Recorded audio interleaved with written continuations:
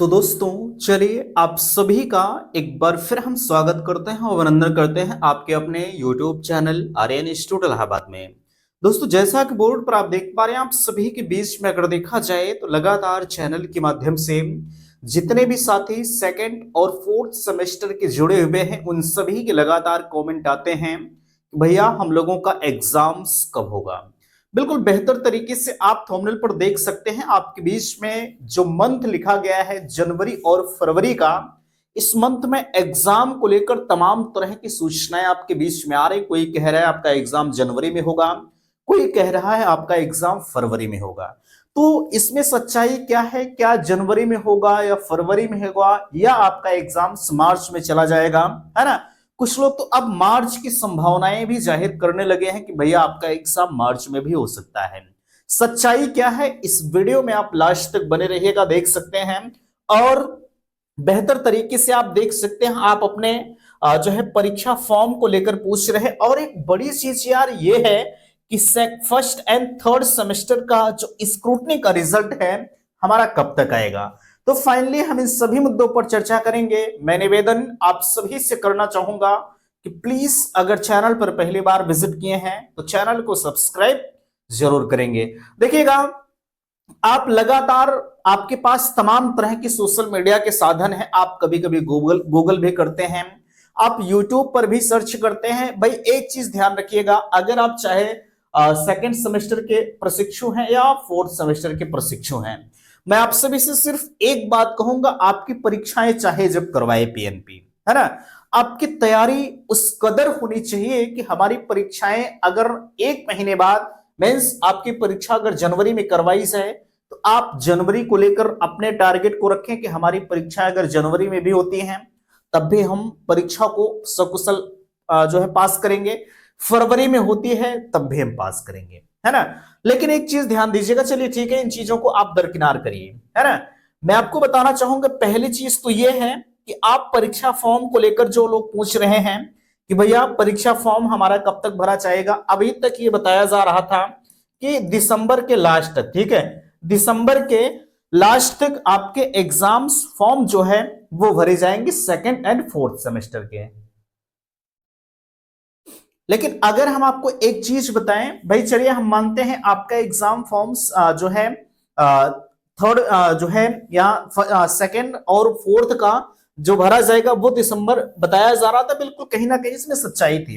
लेकिन एक चीज ध्यान रखिएगा कि जब तक आपके फर्स्ट एंड थर्ड सेमेस्टर के स्क्रूटनी के रिजल्ट नहीं आ जाते तब तक आपका एग्जाम फॉर्म 1% भी उम्मीद है कि भरा जाए, है ना, नहीं भरा जाएगा। 1% भी उम्मीद है कि नहीं भरा जाएगा, ठीक है।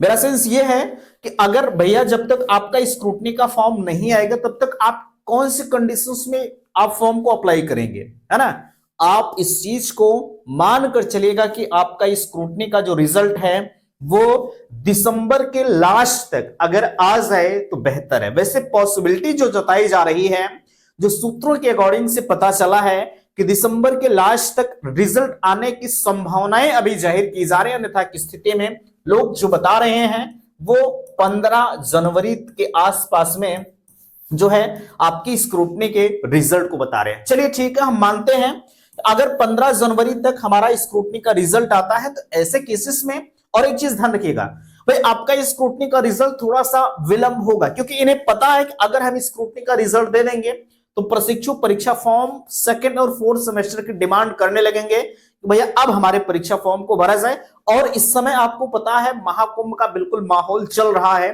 ना, और इस महाकुंभ को देखते हुए आपकी परीक्षाएं जहां तक पॉसिबिलिटी है कि थोड़ा सा डिले जरूर होगा, है ना, क्योंकि जो है भाई यहां पर भी बेहतर तरीके से आपकी परीक्षाएं संपन्न कराई जाती है और भीड़ इतनी ज्यादा होगी क्योंकि महाकुंभ का सवाल है ना, भीड़ इतनी ज्यादा होगी, समस्याओं का सामना आपको ही करना पड़ेगा। तो ऐसे केसेस में सिर्फ और सिर्फ जो दिक्कतें जताई जा रही है फरवरी की, ठीक है, जनवरी में तो आपके एग्जाम्स 1% भी पॉसिबिलिटी नहीं है कि आपका एग्जाम जनवरी में नहीं होगा, एकदम क्लियर है ना।